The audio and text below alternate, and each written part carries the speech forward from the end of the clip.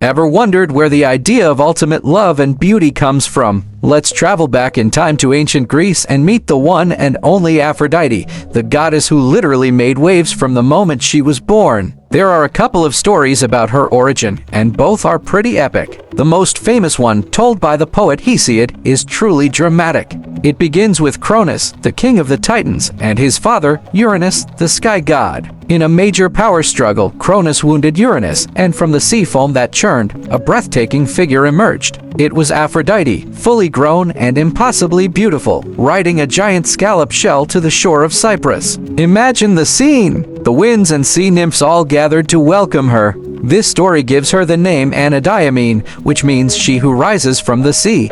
It paints her as a primal, powerful force of nature born from cosmic chaos. But Homer, the author of the Iliad and the Odyssey, tells a slightly different, more family-friendly tale. He says Aphrodite was the daughter of Zeus, the king of the gods, and Dione, a Titan goddess. This version places her firmly within the Olympian family, making her a sister to gods like Athena and Apollo. It grounds her in the politics and drama of Mount Olympus, rather than as an outsider from the sea. Whichever story you prefer, one thing is clear: Aphrodite's arrival was a game changer. Once she arrived on Mount Olympus, her impact was immediate and powerful. Her beauty was so overwhelming that the gods instantly started feuding over who would win her hand. To prevent a full-blown war, Zeus made a quick decision. He married her off to Hephaestus, the god of fire, metalworking, and craftsmanship. It was an odd match, to say the least. Hephaestus was known for his limp and rugged appearance, while Aphrodite was the embodiment of perfection. She wasn't too thrilled about it,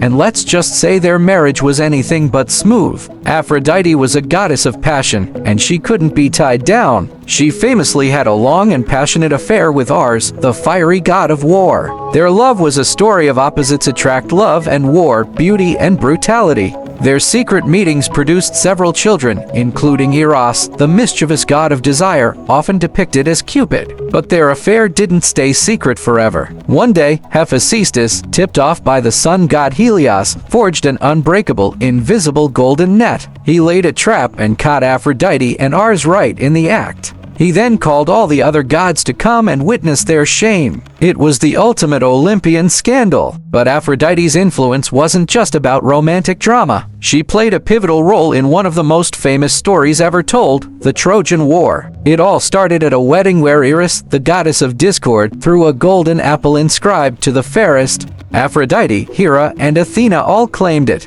Zeus appointed the mortal prince Paris of Troy to be the judge. Each goddess offered him a bribe. Hera offered power, Athena offered wisdom and victory in battle, but Aphrodite offered the most beautiful mortal woman in the world, Helen of Sparta. Paris, being Paris, chose Helen. The problem was Helen was already married. When Paris abducted her and took her to Troy, it sparked the decade-long Trojan War. So, in a way, the greatest war in Greek mythology was started by a beauty contest. Aphrodite's legacy is immense. She's more than just a pretty face. She represents the powerful and sometimes chaotic force of love, desire, and attraction. She reminds us that beauty isn't just about appearance. It's a power that can inspire art, start wars, topple kingdoms, and create new life. The Romans adopted her as Venus, and her influence has echoed through centuries of art, literature, and culture, from Botticelli's The Birth of Venus to countless poems and love songs. She embodies the universal human experience of love in all its forms: passionate, tender,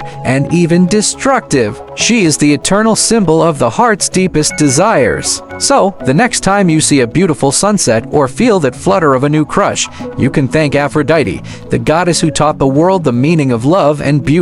Thanks so much for journeying back to ancient Greece with me. If you enjoyed this dive into mythology, don't forget to hit that like button, subscribe, and ring the bell so you won't miss our next adventure. See you in the next video.